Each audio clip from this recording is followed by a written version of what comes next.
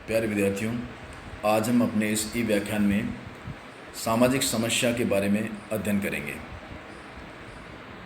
जैसा कि आप लोगों को विदित है कि जब से समाज अस्तित्व में आया तब से सामाजिक समस्याएं मनुष्य के साथ अनवरत चलती रही हैं। सामाजिक समस्याएं एक समाजशास्त्रीय अवधारणा है।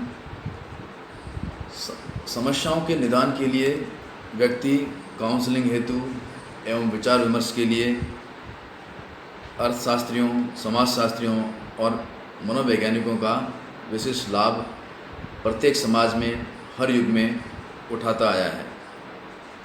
पिछले कुछ वर्षों में सामाजिक समस्याओं ने बहुत ज़्यादा जटिल स्वरूप धारित कर लिया है।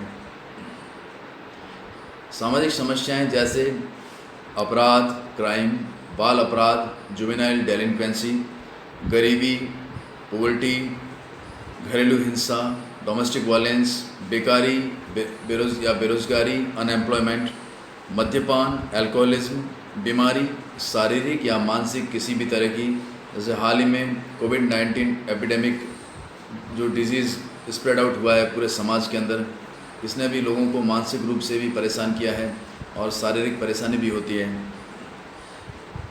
विवाह विच्छेद, डाइवोर्स, जनसंख्या संबंधी समस्याएं, छात्र असंतोष, यूथ अनरेस्ट, कास्टिज्म, जातिवाद, क्षेत्रवाद, रीजनलिज्म, भाषावाद, लिंग्विलिज्म आदि आदि ये समस्याएं समाज में विद्यमान रहती हैं।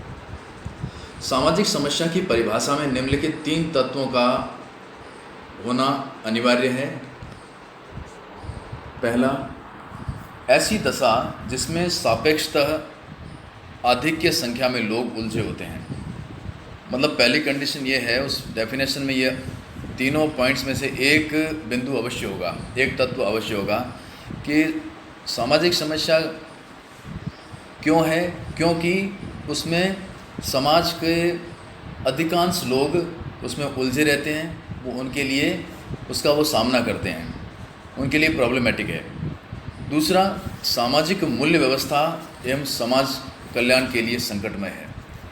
जो समाज के मूल्य हैं, जो मर्यादाएं हैं, जो प्रतिमान हैं, उन सब के लिए सामाजिक समस्याएं खतरा उत्पन्न करती हैं। तीसरा, सामूहिक प्रयत्न से इस पर नियंत्रण किया जा सकता है। ऐसा नहीं है कि सोशल प्रॉब्लम क्रिएट हुई है और उसको हम सॉर्ट आउट नहीं कर सकते हैं, उससे ओवरकम नहीं हो सकते हैं। बिल्कुल, सामाजिक समस्याएं ये समाज में विद्यमान है तो उसका निदान भी है समाज में। और सामाजिक समस्याओं का निदान कैसा है? सभी लोग, एक मास पॉपुलेशन, समाज के अधिकांश लोग मिल करके उस समस्या पर काबू पा सकते हैं। तो प्यारे विद्यार्थियों, अब हम आगे इसकी परिभाषाओं के बारे में पढ़ेंगे। 2 परिभाषाएं मैं आपको बताना चाहता हूं जो आप लोग याद कर लें अच्छी तरह से, परीक्षा में भी लिखें इसको। W वीवर महोदय कहते हैं कि सामाजिक समस्या एक ऐसी दशा है जो चिंता, तनाव, संघर्ष या नैराश्य उत्पन्न करती है और आवश्यकता की पूर्ति में बाधा डालती है।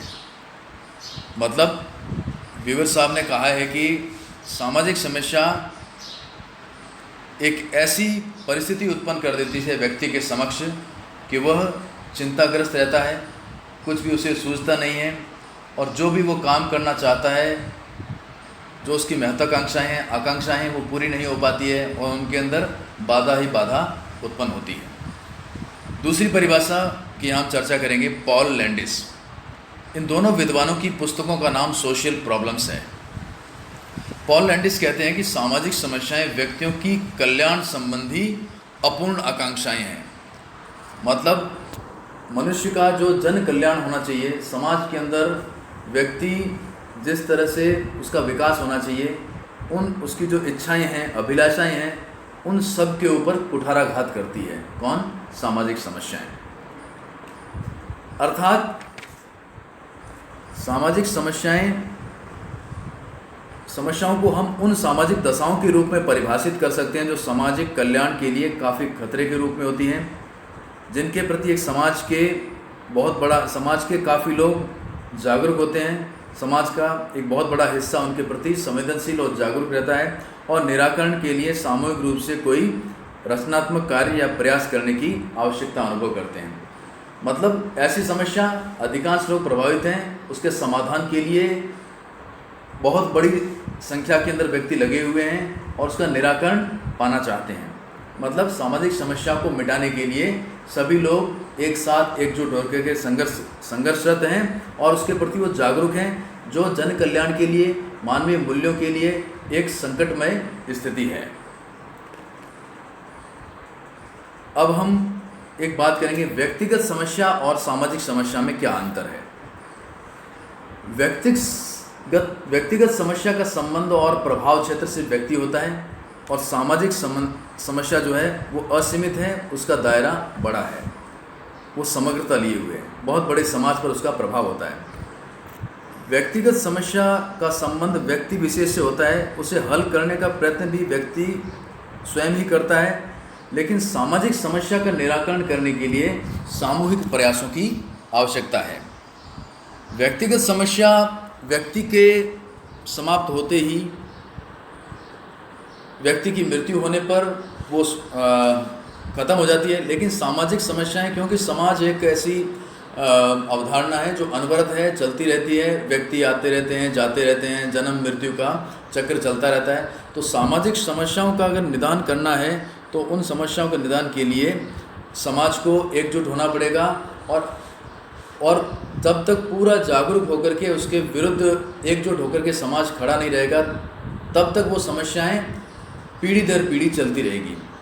कहने का मतलब है, व्यक्तिगत समस्या व्यक्ति के साथ ही जन्म लेती है और व्यक्ति के मृत्यु प्राप्त करने के पश्चात खत्म हो जाती हैं, लेकिन सामाजिक समस्याएं एक पीढ़ी से दूसरी पीढ़ी हस्तांतरित होती रहती हैं, चलती रहती हैं, जब तक कि उसका पूरा समग्र रूप में सामाजिक निदान संभव न हो पाए। व्यक्तिगत समस्या केवल व्यक्ति के विकास में बाधक होती है, उत्पन्न करती हैं, जबकि सामाजिक समस्या राष्ट्र के विकास में, प्रगति में, उसके चहुमुखी विकास में, आर्थिक, सामाजिक, राजनीतिक हर दृष्टिकोण से बाधा उत्पन्न करती है।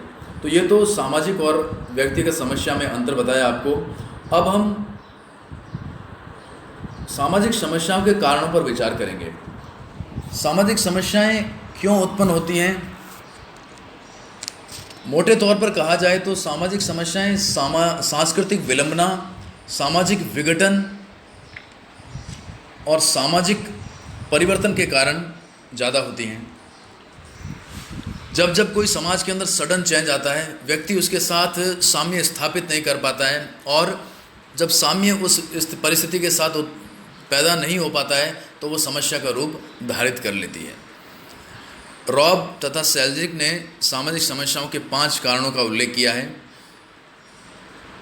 जिसका हम यहाँ जिक्र करेंगे। जब किसी संगठित समाज के सदस्यों से के संबंधों को व्यवस्थित करने की योग्यता समाप्त होने लगती है, जब सामाजिक संस्थाएं विचलित होने लगती हैं, जब समाज के लोग कानूनों का उल्लंघन करते हैं, कानून नाम की कोई चीज़ नहीं रहती है, लोग मर्यादा भूल जाते हैं, अपनी संविधान, कानून, इन सब के नियमों की धज्जियाँ उड़ाते हैं, तब सामाजिक समस्या उत्पन्न होती है। जब लोगों की अपेक्षाओं का ढांचा गिरने लगता है, लोग जो अपेक्षा करते हैं उस अनुसार काम नहीं होता है, जैसे व्यवसाय से संबंधित हो, कोई राजनीतिक हो, आर्थिक विकास हो, जैसा मनुष्य चाहता है वैसा काम नहीं हो पाता है, तो ये समस्याएं उत्पन्न होती हैं। जब समाज के जो मूल्य हैं, सामाजिक मूल्य हैं, प्रतिमान हैं, वो एक पीढ़ी से दूसरी पीढ़ी में हस्तांतरित नहीं हो पाते हैं, तब भी जाकर के सामाजिक समस्याएं उत्पन्न होती हैं। आज हमारे इस लेसन में हम लोग सिर्फ इतना ही पढ़ेंगे। नेक्स्ट आप लोगों को सामाजिक समस्याओं के जो सिद्धांतिक अवधारणाएं हैं उनके बारे में बताएंगे आप लोगों को, और सामाजिक समस्या और सामाजिक विघटन में क्या संबंध है इसके बारे में बताएंगे, और सामाजिक समस्याओं का निवारण कैसे किया जाए इसका अध्ययन करेंगे। Thanks, that's all for today.